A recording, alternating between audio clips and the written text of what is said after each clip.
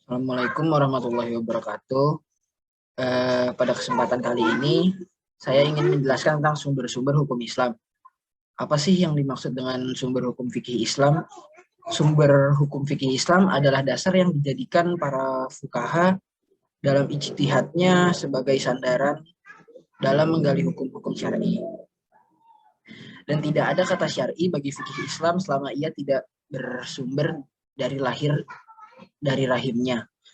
Kitab-kitab usul fikih menyebutkan ada beberapa sumber bagi fikih Islam. Di antaranya yang pertama Al-Quran, kedua ijma, ketiga qiyas, keempat kemaslahatan umum, kelima ada al-urf, keenam ada pendapat sahabat, selanjutnya ada syariat. Sebelum kita ada ikhtisan dan saddu dzariyah. Tapi dari yang udah gue sebutin itu, nggak semua sumber hukum fikih itu disepakati oleh para fuqaha, dan ada yang sudah disepakati oleh semua diantaranya seperti Al-Quran dan Sunnah, dan ada yang sudah disepakati oleh mayoritas ulama seperti ijma dan qiyas. Akan tetapi masih ada juga yang diperdebatkan oleh para fuqaha, yaitu ikhtisan, al-masali al-mursalah, al-urf, pendapat sahabat, syariat umat sebelum kita, istisab, dan sad az-zariyah. Dan pada kesempatan ini izinkan saya dan Giat untuk menjelaskan secara ringkas dari yang paling terpenting. Al-Quran. Al-Quran itu definisinya adalah Al-Quranul Karim.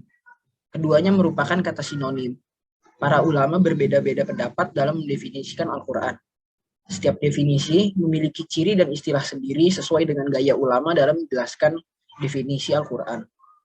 Para ulama dari berbagai disiplin ilmu Islam ikut andil dalam mendefinisikan seperti ulama kalam, akidah, balaghah, tafsir, dan ushul fiqh. Setiap orang memberikan ciri tersendiri dalam mengartikan Al-Quran sesuai dengan bidang ilmu yang menjadi bidang kajiannya. Yang terpenting buat kita di sini adalah menyebutkan definisi ulama usul fiqh dengan pertimbangan bahwa Al-Quran merupakan dasar bagi syariat Islam dan sumber pertama. Ada beberapa definisi yang disebutkan oleh ulama usul, dan yang paling masyhur adalah, yang paling kita kenal adalah kalam Allah berbahasa Arab diturunkan kepada Rasulullah SAW yang dinilai ibadah membacanya, yang menentang untuk membuat tandingan surah terpendek darinya. Diawali dengan surat Al-Fatihah dan ditutup dengan surat An-Nas. Kedua, keistimewaan Al-Quran. Adapun keistimewaannya, yang pertama adalah diturunkan dengan bahasa Arab, berbeda dengan kitab-kitab sebelum-sebelumnya. Al-Quran itu kitab suci yang bahasa Arab. Kalau yang kitab-kitab yang lainnya itu nggak berbahasa Arab sama sekali. Allah Subhanahu wa Ta'ala pernah berfirman, wa innahu latanziyu rabbil alamin nazala bihir ruhul amin ala qalbika litakunna minal munzirin bi isanin arabiyyin mubin. Artinya sesungguhnya Al-Quran ini datang dari penguasa seluruh alam yang dibawa oleh Ruhul Amin atau Jibril kepada hatimu agar engkau menjadi pemberi peringat dengan lisan orang Arab yang jelas. Al-Quran diturunkan sebagai wahyu dari Allah Subhanahu wa Ta'ala kepada Rasulnya Muhammad dengan lafal dan makna secara bersamaan. Oleh karena itu, setiap hadis Nabi atau hadis qudsi tidak dapat dikatakan sebagai Al-Quran, karena yang diturunkan dari Allah hanya berupa makna, sedangkan lafalnya dari Rasulullah SAW. Demikian pula terjemahan Al-Quran. Tidak dapat dikatakan Al-Quran, tidak dapat ditetapkan baginya seperti kedudukan Al-Quran. Hukumnya sama dengan tafsir Al-Quran yang tidak dapat dijadikan sebagai sandaran dalam menggali hukum syar'i. Al-Quran turun kepada baginda Rasulullah sebagai mukjizat bagi Rasulullah. Allah menentang orang-orang Arab untuk mendatangkan semisalnya atau 10 surah atau 1 surah saja, namun mereka tidak sanggup, padahal mereka sangat mumpuni dalam ilmu balaghah dan sangat fasih. Jadi, jelaslah hal tersebut merupakan bukti yang nyata bahwa Al-Quran datang dari sisi Allah. Al-Quran disampaikan kepada kita secara mutawatir dan dengan cara ditulis dari sisi Rasulullah sampai hari ini, sehingga keasliannya terjaga secara yakin. Tiada penyimpangan dan perubahan atau penggantinya. Allah Subhanahu wa taala berfirman, "Inna nahnu nazalna dzikra wa innahu lahu lahafizun." Sesungguhnya kami yang menurunkan Al-Quran dan kami yang menjaganya. Membaca Al-Quran itu bernilai ibadah, baik ketika sholat atau kita lagi ngapain, seperti disampaikan oleh baginda Rasulullah, bahwa Allah akan memberi ganjaran kepada pembaca Al-Quran. Setiap huruf sama dengan 10 kebaikan. Selanjutnya, ayat pertama dan ayat terakhir yang turun dalam Al-Quran. Al-Quran pertama kali turun kepada baginda Rasulullah pada bulan Ramadan, malam ke-17, seperti yang dijelaskan oleh Al-Quran. Allah Subhanahu wa taala berfirman, "Syahrul Ramadanal ladzi unzila fihil Qur'an." Artinya, bulan Ramadan yang di dalamnya diturunkan Al-Quran. Itu ada di, kalau kalian mau cari itu ada di surat Al-Baqarah ayat 185. Ada lagi di surat Al-Qadar ayat 1 yang bunyinya itu, "Inna anzalnahu fi lailatul qadr." Artinya itu sesungguhnya kami telah menurunkan Al-Quran pada malam Lailatul Qadar. Hari Furqan pada ayat yang tadi saya baca adalah hari bertemunya dua pasukan pada saat pasukan muslimin waktu itu lagi berperang lawan pasukan kafir di perang Badar. Nah, pada perang ini menurut sejarahnya itu terjadi itu pas lagi malam 17 Ramadan atau malam Lailatul Qadar. Pada malam itu turun petunjuk dan cahaya. Kemudian datang malaikat Jibril ke Nabi Muhammad membawa undang-undang dan Al-Quran dalam pandangan Allah dan manusia, dan banyak ayat Allah yang mengisyaratkan adalah hari perang Badar. Kalau kalian mau tahu, ayat yang pertama kali turun itu surat Al-Alaq ayat 1-5. Ya, begini kira-kira ayatnya. Bismillahirrahmanirrahim. Iqra bismi rabbikal ladzi khalaq. Khalaqal insana min 'alaq. Iqra wa rabbukal akram. Alladzi 'allama bil qalam. 'Allamal insana ma lam ya'lam. Artinya di surat itu tuh, bacalah dengan menyebut nama Tuhanmu yang telah menciptakan manusia dari tanah. Bacalah dengan nama Tuhanmu yang maha mulia yang mengajarkan dengan pena, mengajarkan manusia apa yang belum dia ketahui. Adapun mengenai ayat yang terakhir turun, buat kalian yang belum tahu, ayat yang terakhir turun itu Quran surat Al-Maidah ayat 3. Bunyinya itu, "Al-yauma akmaltu lakum dinakum wa atmamtu alaikum ni'mati wa raditu lakumul Islam madina." Artinya, pada hari ini orang-orang kafir telah putus asa untuk mengalahkan agamamu. Sebab itu janganlah kamu takut kepada mereka, tetapi takutlah kepadaku. Pada hari ini telah aku sempurnakan agamamu untukmu, dan telah aku cukupkan nikmatku bagimu, dan telah aku ridhoi Islam sebagai agamamu. Pernah ada suatu cerita, Ibnu Abbas pernah lagi baca ayat ini, sampingnya Ibnu Abbas ini ada orang Yahudi. Terus orang Yahudi ini nih ngomong setelah Ibnu Abbas baca ayat tadi, katanya begini kata orang Yahudi, "Seandainya ayat ini turun kepada kami, niscaya kami menjadikan hari itu sebagai hari raya." Lalu Ibnu Abbas berkata, ia turun pada 2 hari raya dalam satu hari Jumat dan hari Arafah. Keempat, harusnya sih kalian udah tahu ya, kalau surat itu kan dibagi menjadi 2 jenis ya, surat Makkiyah dan Madaniyah. Al-Quran itu mulai turun ketika Rasulullah SAW berada di Mekah selama 13 tahun. Para ulama mengistilahkan ayat yang turun pada fase Mekah ini dinamain Makkiyah. total nisbat secara keseluruhannya itu 19 sampai 30 dari keseluruhan kandungan Al-Quran. Setelah itu Al-Quran terus-menerus turun setelah Rasulullah Shallallahu Alaihi Wasallam hijrah selama 10 tahun. Dan para ulama mengistilahkan fase ini dengan nama Madaniyah dengan total nisbat secara keseluruhan 11 sampai 30 dari keseluruhan kandungan Al-Quran. Dengan demikian Al-Quran terbagi dua, yaitu Makiyah dan Madaniyah. Sebagai ulama yang mendefinisikan sebagai ayat yang turun untuk penduduk Mekah dinamakan Makiyah, dan ayat yang turun pada kota Madinah untuk penduduk Madinah dinamakan Madaniyah. Para ulama menetapkan beberapa kriteria untuk membedakan antara ayat Makiyah dan Madaniyah agar lebih mudah dikenal secara logika. Jadi jika tidak dapat dicari berdasarkan petunjuk wahyu, ya bisa lihat dari situ. Di antara kriteria tersebut itu ada banyak. Yang pertama kriterianya itu ayat Makiyah membahas tentang pembentukan akidah yang bersih, mengajak bertauhid kepada Allah, menghilangkan kesyirikan, memberikan dalil tentang wujud Allah, membangun keimanan kepada malaikat, kitab suci, rasul, dan hari akhir.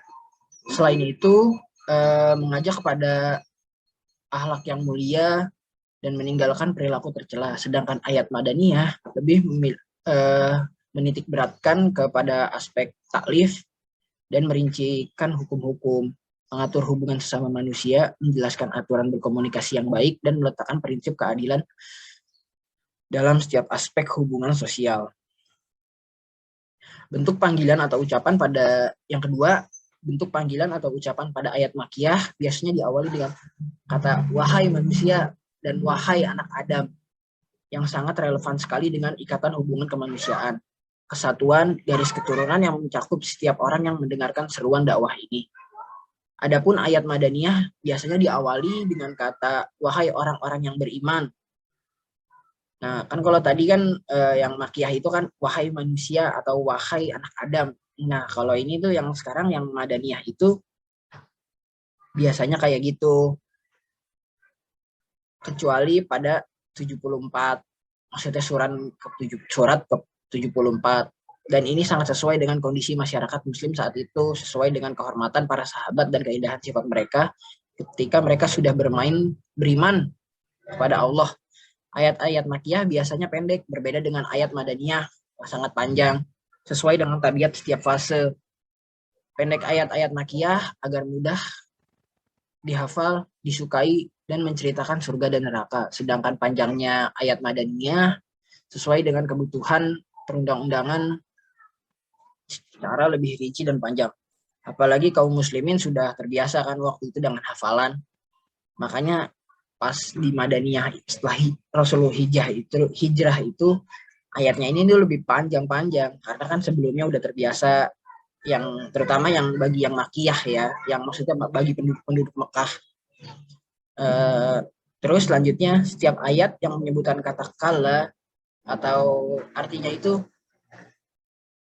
sekali-kali tidak merupakan ayat Makiyah karena celaan itu sesuai dengan kondisi penduduk Mekah yang mempunyai watak menantang dan sombong. Kondisi ini berbeda dengan penduduk Madinah yang ramah sehingga tidak layak dicela. Setiap surah yang ada ayat sajidahnya maka termasuk surah Makiyah kecuali surat Al-Hajj. Ia termasuk surat Madaniyah menurut pendapat yang lebih kuat menurut para ulama. Sekian dari saya, selanjutnya nanti dilanjutkan sama Giat. Assalamualaikum warahmatullahi wabarakatuh. Di sini saya akan melanjutkan pemaparan yang tadi telah disampaikan oleh Laude Muhammad Arif. Nomor 5. Arti surah dan ayat dalam Al-Quran. Surah menurut bahasa adalah sebuah penjelasan yang dapat membedakan sesuatu dari yang lainnya dengan cara bergeser dari satu posisi ke posisi yang lain. Dan surat dalam Al-Quran dinamakan surat karena kemuliaan dan ketinggiannya seperti setiap sesuatu yang lebih tinggi dari tanah, dinamakan sur atau pagar. Atau karena orang yang membaca surat dari Al-Quran dapat melihat orang lain seperti orang yang mempunyai pagar dapat melihat yang tidak ada pagar. Dan jumlah surat dalam Al-Quran ada 144 surat. Adapun ayat artinya tanda terpisah satu ucapan dengan yang sesudahnya. Ini merupakan sebuah keajaiban dan mukjizat yang tidak dapat dilakukan oleh siapapun dari golongan manusia. Adapun jumlah ayat dalam Al-Qur'an adalah 6.236. Baik ayat pendek atau panjang. Susunan ayat dan surat dalam Al-Qur'an semuanya berdasarkan wahyu dari Allah yang petunjuknya kepada Rasulullah Shallallahu Alaihi Wasallam, sehingga kita dapat melihat turunnya ayat-ayat dalam Al-Quran tidak sama dengan urutan kejadian, hafalan dan tulisan yang ada dalam mushaf. Oleh sebab itu Rasulullah Shallallahu Alaihi Wasallam menyatakan kepada para penulis wahyu, letakkanlah surat ini di tempat dan itu dari Al-Quran. Dan Jibril senantiasa memberikan arahan kepada Nabi tentang letaknya ayat. Maka tidak heran jika kita menemukan ada surat Madaniyah yang diletakkan sebelum surat Makkiyah. Jadi susunan ayat dan surah dalam Al-Quran semuanya berdasarkan wahyu dari Allah kepada Rasulullah. Nomor 6. Penulisan dan penghafalan Al-Quran. Nabi adalah seorang yang tidak dapat menulis dan membaca seperti yang dijelaskan dalam firman-Nya. Wa ma kunta tatlu min qablihi min kitabihi wala takhutu biyaminika idzal lartabal mubtilun. Dan engkau Muhammad tidak pernah membaca sesuatu kitab sebelum Al-Quran, dan engkau tidak pernah menulis suatu kitab dengan tangan kananmu. Sekiranya engkau pernah membaca dan menulis, niscaya ragu orang-orang yang mengingkarinya. Quran Surat Al-Ankabut ayat 29. Nabi menerima wahyu secara langsung dari malaikat Jibril. Secara hafalan dan baginda Rasulullah SAW sangat bersemangat untuk membaca, sehingga terlihat tergesa-gesa ketika wahyu turun, dikarenakan takut lupa. Kemudian Allah melarang Rasulullah SAW melakukan hal itu sambil menjanjikan bahwa Rasulullah SAW pasti akan menghafalnya. Allah Subhanahu Wa Ta'ala berfirman, La tuharrik bihi lisanaka litajala bih inna alaina jam'ahu wa qur'anah fa idza qaranahu fattabi qur'anah summa inna alaina bayyanah. Janganlah kamu gerakkan lidahmu agar kamu segera menghafalnya. Sesungguhnya kamilah yang mengumpulkan bacaannya. Dan jika kamu sudah selesai membacanya, maka ikutilah bacaannya, dan atas tanggunganmu kamulah penjelasnya. Quran Surat Al-Qiyamah ayat 75, ayat 16-19. Janji Allah kepada baginda Rasulullah SAW untuk menghafal dan memahaminya telah terbukti sebelum malaikat Jibril menghabiskan bacaan wahyu yang akan disampaikan kepada Rasulullah, melainkan baginda mendapati dirinya sudah hafal dan terukir dalam hatinya. Nabi tidak hanya menghafal dan menyampaikan makna yang terkandung di dalam Al-Quran, namun Rasulullah SAW juga bersabda untuk membubuhkan dan menuliskan Al-Quran, di mana sebagian sahabat ada yang menuliskan Al-Quran untuk baginda Rasulullah setelah ia turun. Para kutab atau penulis wahyu ini terdiri dari 42 orang. Yang paling terdepan adalah Al-Khufafar Rashidin, Amir bin Fuhairah, Ubay bin Ka'ab al-Ansori, Muawiyah bin Abi Sufyan, Zaid bin Sabit, Al-Mughirah bin Syu'bah, Az-Zubair bin Al-Awam, Muhammad bin Maslamah, dan Amr bin As. Nabi meminta untuk menulis Al-Quran di depan baginda Rasulullah dan melarang menulis yang lain agar tidak bercampur dengan Al-Quran, serta memberi peringatan keras dengan sabdanya, barang siapa yang menulis dariku selain Al-Quran, maka hendaklah ia menghapusnya. Para sahabat penulis wahyu pada zaman ini biasanya menuliskan Al-Quran di pelepah kurma, tulang, kulit binatang, dan batu putih yang lebat. Semuanya adalah alat bantu untuk menulis yang relatif mudah didapati pada waktu itu. Setiap mereka yang akan menulis meminta petunjuk kepada baginda Rasulullah untuk menentukan urutan ayat dan suratnya sehingga serasi dengan ayat sebelumnya. Malaikat Jibril selalu mendatangi Rasulullah SAW sekali dalam setahun, yaitu pada bulan Ramadan, untuk mengulangi bacaan Al-Quran Nabi sebatas apa yang sudah didapatkannya sebelum itu. Dan pada tahun terakhirnya sebelum Rasulullah SAW wafat, Jibril melakukan sebanyak 2 kali. Demikian pula para sahabat melakukan tadarus bersama sesuai dengan urutan mushaf yang ada pada hari ini. Ketika mereka sudah selesai menulis, baginda Rasulullah SAW pun memerintahkan agar hasil tulisan mereka disimpan di rumah Rasulullah SAW. Sebagian sahabat ada juga yang menyalin sendiri untuk dirinya sendiri agar bisa merujuk jika ada yang terlupakan. Begitulah seterusnya sampai wahyu turun secara sempurna. Dan betapa bahagianya sebagian sahabat yang ketika Al-Quran sudah selesai turun, mereka pun sudah hafal semua isi Al-Quran seperti Abdullah bin Mas'ad, Mu'az bin Jabal, Zaid bin Sabit, Ubay bin Ka'ab, dan Salim bin Ma'qol. Ya, nomor 7. Kodifikasi Al-Quran pada zaman Abu Bakar. Setelah Abu Bakar diangkat menjadi khalifah, terjadi beberapa perperangan antara kaum muslimin dengan kaum mustadindan, orang-orang yang tidak mau membayar zakat, serta para nabi palsu. Di antara peperangan yang paling sengit adalah perang Yamanah yang terjadi antara kaum muslimin yang dipimpin oleh Khalid bin Walid dengan Huzaifah yang dibantu oleh Musailamah al-Kadzab yang mengaku nabi. Peperangan sangat sengit dan dalam barisan kaum muslimin banyak terdapat para penghafal Al-Quran yang di akhir peperangan mereka gugur sebagai syuhada. Keadaan ini sangat memilukan Umar bin Khattab. Ia khawatir dengan wafatnya para penghafal Al-Quran maka kitab suci ini akan hilang. Akhirnya beliau mendatangi Abu Bakar dan menyampaikan kegelisahannya.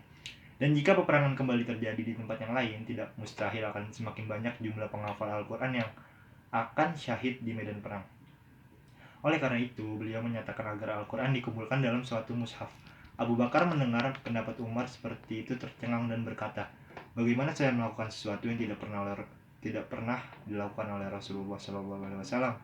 Umar terus meyakinkan Abu Bakar sampai kemudian Allah membuka hati Abu Bakar untuk mengumpulkan Al-Quran dan ia meminta Zaid bin Sabit sambil berkata, kamu ini seorang yang masih muda dan cerdas. Kami tidak meragukan kemampuanmu.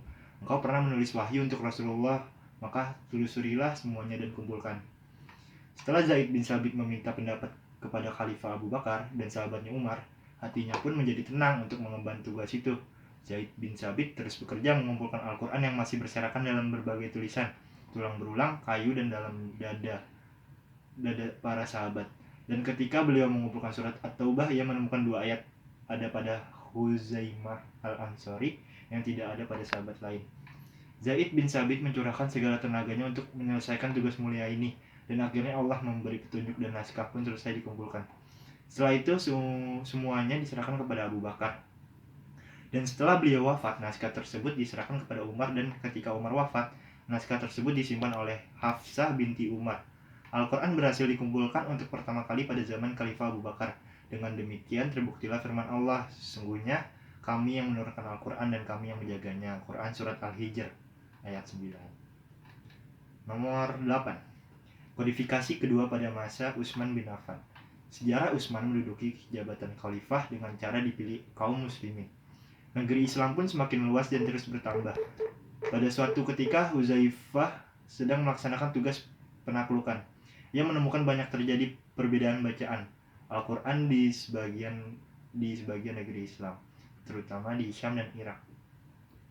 Beliau kemudian menghadap Utsman bin Affan dan mengatakan, selamatkan umat ini sebelum mereka berpecah belah seperti perpecahan kaum Yahudi dan Nasrani. Mereka membaca Al-Quran dengan berbagai cara bacaan, dan setiap yang membaca bersikeras dengan bacaan yang pernah didengarnya. Lalu Utsman mengutusnya seorang untuk menemui Hafsah, meminta naskah-naskah yang pernah dikumpulkan pada zaman Abu Bakar, dan beliau meminta Zaid bin Sabit, Abdullah bin Az-Zubair, Sa'id bin Al-As, dan Abdurrahman bin Al-Harits bin Hisham untuk menuliskannya dalam beberapa mushaf sambil berkata kepada mereka, jika kalian berbeda pendapat tentang sesuatu, maka tulislah dengan gaya bahasa orang Quraisy, karena ia turun dengan bahasa mereka. Keempat sahabat tersebut lalu menulis Al-Quran. Setelah selesai, 3 naskah dibagikan ke berbagai negeri Islam seperti Irak, Syam, dan Mesir, sedangkan 1 naskah lagi disimpan di Madinah Al-Munawwarah. Setelah itu Al-Quran terus ditulis sampai hari ini dan akan terus berlangsung sampai Allah mewarisi bumi dengan segala isinya. Nomor 9. Legalitas Al-Quran sebagai sumber hukum. Para ulama sepakat bahwa Al-Quran adalah hujjah atau konstitusi yang harus diamalkan. Mereka juga sepakat bahwa ia merupakan sumber syariat pertama. Jika suatu masalah terjadi dan di dalam Al-Quran terdapat hukumnya secara pasti, maka harus diamalkan dan tidak boleh diabaikan.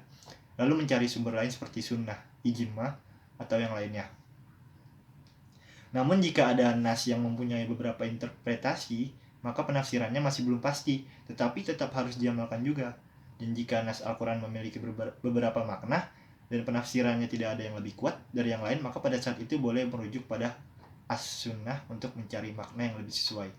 Sekian materi hari ini tentang sumber-sumber hukum Islam yang saya bawakan bersama Arik. Jika ada kesalahan dalam penyampaian, mohon maaf sebesar-besarnya. Dan jika ada yang ingin bertanya, mari kita berdiskusi di kolom komentar. Terima kasih.